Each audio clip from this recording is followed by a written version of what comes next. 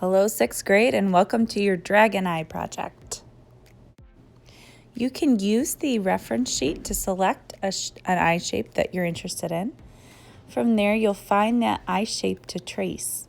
You'll lay your paper over and using an oil pastel, you'll lightly trace around the lines that are already available for you.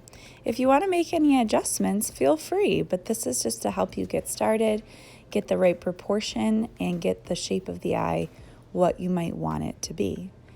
Go lightly your first time around. In the video, I didn't go lightly the first time around on the top eyelid, but I did on the bottom, just so that, first of all, we can pass along the paper to a neighbor, but also so that if you make any errors or mistakes, you can adjust your lines. Then go back over with the oil pastel, pressing a little bit harder, making your lines darker.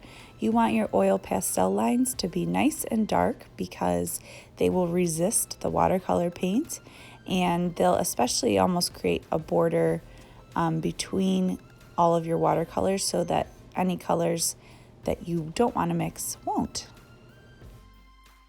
Now you're going to add details.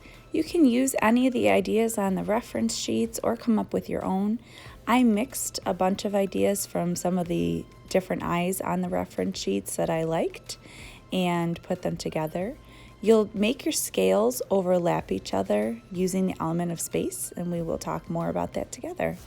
Before we paint, we're going to do a color study in our sketchbooks, and we'll be using the color wheel using analogous colors and complementary colors, warm and cool colors, to try and get a gradient of color.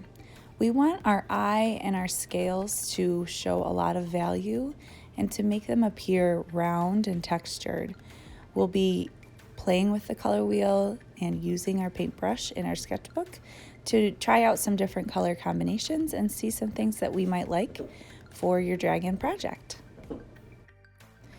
If you notice any of your colors getting muddy, like my yellow was getting a little bit muddy, you can always wipe it with a paper towel, and that will clear up the color and make it much better for you.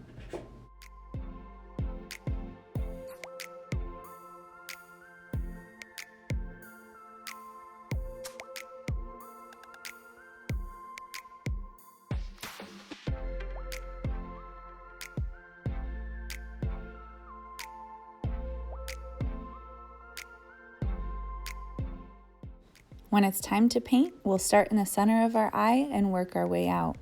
This is where that color play in your sketchbook is going to help, because your eye, you're going to want several different colors in there. I'm using 3 different colors, a magenta, an orange, and a yellow. And by layering them together and smoothing out the lines between, creates a rounded effect. Every layer that you go outside of the eye, you might want to look across the color wheel for complementary colors for what to do next. So I went from a pinkish orange to a green to a blue, and then around the whole outside, and the horns or the eyelashes around the eye came back to a yellow color.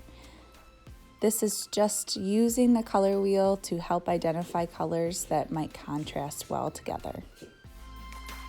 To help your scales show form, you'll go over your scales one time with a coat of color. Then while that paint is still wet, you'll take another color or a darker color and flood the top of the scale. This creates a rounded effect. I hope you enjoy this project.